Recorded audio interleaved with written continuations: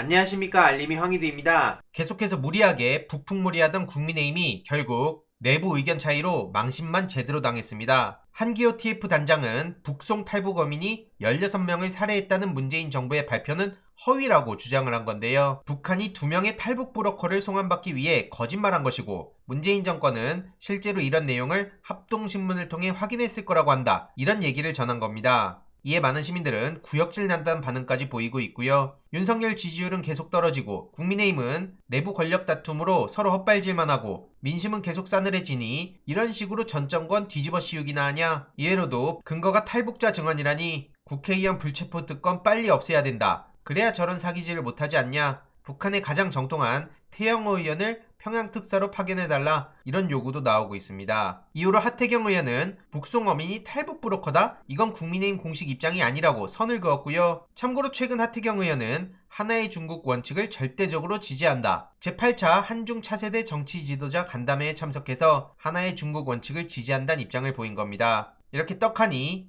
참석 사진까지 공개가 됐는데요. 이걸 보면서 팸코하는 사람들은 뭐라고 생각할까요? 그렇게 중국몽 타령하더니 하태경 의원이 이러는 건 괜찮은 겁니까? 참 선택적이란 생각밖에 안 들고요. 다시 돌아와서 태영호 의원 또한 북송 어민들 살인했다는 건 인정해야 된다, 안 죽였는데 자백했을 리가 있냐? 이러면서 한기호 의원의 주장에 선을 긋고 있습니다. 이러니 국민의힘이 헛짚었다, 16명이나 죽인 흉악범을 우리 국민이라고 주장하는 논리 자체가 한심하다는 비판이 나오고 있고요. 병역 기피 유승준도 못 들어오고 있는데 살인범 외국인이 어떻게 한국에 들어오냐? 상식적으로 납득이 안 간다는 지적이 이어지고 있는 거죠. 이외로도 태영호 의원에 대한 비판의 목소리도 엄청난데요. 권영세 장관은 북송 어민들 살인 가능성 크다, 그런데 국내에서 처벌이 가능하다, 이런 입장을 보이고 있습니다. 어쨌든 한기호 TF 단장이 되도 않는 소리를 하다가 국민의힘 내부에서도 서로 의견이 갈라지며 망신만 제대로 당했네요. 물론 권영세 장관의 주장에 대해서도 뭐 저렇게 말이 계속 바뀌냐, 저런 흉악범들을 왜 대한민국으로 데려와서 재판해야 되는지 납득 안 간다는 반응도 쏟아지고 있고요. 최근 뉴욕타임즈에선 윤석열 대통령의 문재인 전 대통령 수사는 정치적 수단이자 도박이라고 보도를 했습니다. 방금 말씀드린 흉악범 북송 사건에 대해서도 뉴욕타임즈에서 다뤘다고 하는데 대한민국 망신 아닙니까? 안병진 경희대 교수는 이와 관련해서 이건 정치의 수단이라고 뉴욕타임즈에 전했다고 합니다. 윤석열 대통령의 정치에 관한 생각은 검사 시절에 머물러 있다며 정치인들을 잠재적 범죄자로 여긴다고 강하게 지적했고요. 뉴욕타임즈에서도 전임 대통령에 대한 이런 수사가 윤석열 대통령에겐 도박이 될 수 있다고 지적했습니다. 그럴 수밖에 없는 게 0.73% 차이로 당선되고 이후로 민주당은 아예 패싱하려 하고 문재인 정부를 향한 칼날만 들이대고 있고, 김건희 씨와 장관 인사를 비롯해서 온갖 문제는 커지고 민생 경제는 내팽개치고, 이러니까 지지율이 폭락한 거 아닙니까? 그래서 윤석열 대통령의 보수층 6070 지지율까지 급락했다는 반응이 나오는 겁니다. 데드크로스가 3주째 계속되고 있고 국내외적으로 총체적 난국인데 지금 저런 짓들 한가하게 벌일 때냐 이겁니다. 핵심 지지층의 이탈도 특히 윤석열 측 입장에선 뼈아플 수밖에 없는데요. 보수층 지지율이 계속해서 급격하게 떨어지며 걷잡을 수 없을 정도로 흘러가고 있다는 겁니다.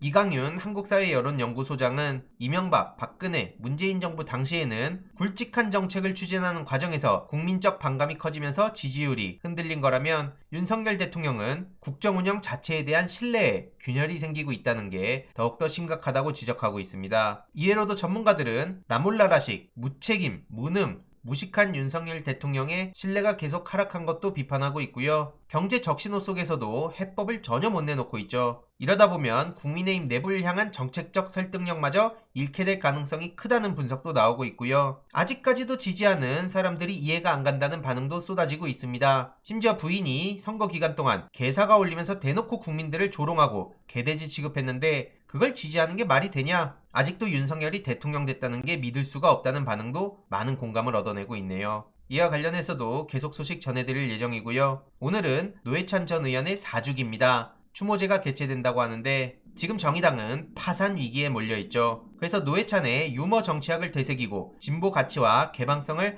함께 가지라는 비판의 목소리도 나오고 있는데요. 물론 그러기에는 이미 돌아올 수 없는 강을 건넜다고 생각하는데요. 최근 정의당 근황을 보면 의원단에 돈 빌려서 당직자 월급을 줄 정도로 말 그대로 폭망한 상황인데요. 당사까지도 이전한다고 하죠. 이에 대해서 진중권 씨가 후원 좀 해달라, 굽신 그러면서 당원들 전체가 부담을 나누자 하고 자발적으로 2배를 내자 그러고 이런 되도 않는 소리를 하고 있습니다. 이에 많은 시민들도 진중권 씨가 씨를 말리고 있다. 기승전 조국 욕만 하고 만만한 사람들만 욕하는 곳이 망하는 건 당연한 거 아니냐는 반응이 나오고 있고요. 실제로 최근 진중권 씨는 심상정 씨가 원래 조국 임명 반대했다. 그땐 당이 미쳐 돌아간 거고 이젠 정신 차리겠다. 이런 되도 않는 논리를 펼쳐서 오히려 더 큰 화를 불렀습니다. 정의당 복당할 때 일부 당원들은 윤석열 우호정당으로 보일 거라며 대거 탈당하지 않았습니까? 진중권 씨야말로 친윤 스피커로 실컷 재미 보려다 이미지 나락간 후에 부랴부랴 정의당에 복당해서 많은 당원들을 탈당시킨 장본인입니다. 심지어 얼핏얼핏 챙겨본 극우 유튜버도 당당하게 추천하다 망신까지 당해놓고 아직 진보주의자 행세하고 있네요. 저런 사람과 손잡은 정의당 현 지도부의 몰락 또한 당연한 결과고요. 이를 보더라도 진중권 훈수에 따르면 결국 어떻게 되는지도 알 수 있습니다. 그의 아무 말 대잔치를 꾸준히 다루는 언론의 책임도 큰데 언론과 포탈이 계속 그의 아무 말을 퍼뜨리는 동안은 무관심이 답이라고 생각 안 합니다. 진중권 씨는 유명한 퇴물 악플러에 불과하고요. 이런 식으로 개나 소나 다 저격수라 그러면서 저한테 센 척 하다가 망신만 당하고 지금 못 본 척 하고 있죠. 참 한심한 악플러라고 봅니다. 실제로 최근 진중권의 발언이 삼중장치라는 분석도 나왔는데요. 본인은 윤석열과 국힘 지지자라는 사실을 형식적으로 감추려는 근거로 삼고 민주당의 적대적 관계를 계속 유지하도록 유도하고 정의당을 탈당했지만 여전히 지지하는 이광수 교수 같은 사람이 지지를 회복 안 하도록 나서는 거다. 이런 지적까지 나오고 있습니다. 진중권 씨는 김어준, 유시민 등을 정리해야 민주당이 산다. 이런 되도 않는 훈수를 두다가 유시민 작가님께 도척의 견이라는 뼈를 맞기도 했는데요. 진중권의 말을 들으면 어떻게 되는지 우리는 쉽게 알 수 있습니다. 추가적인 소식 계속 전해드리도록 하겠습니다. 이번 내용도 유익했다면 구독, 좋아요, 알림 설정, 멤버십 가입 정말 큰 힘이 된다는 점 말씀드리고 싶습니다. 이번 내용도 주위에 널리 공유 부탁드립니다.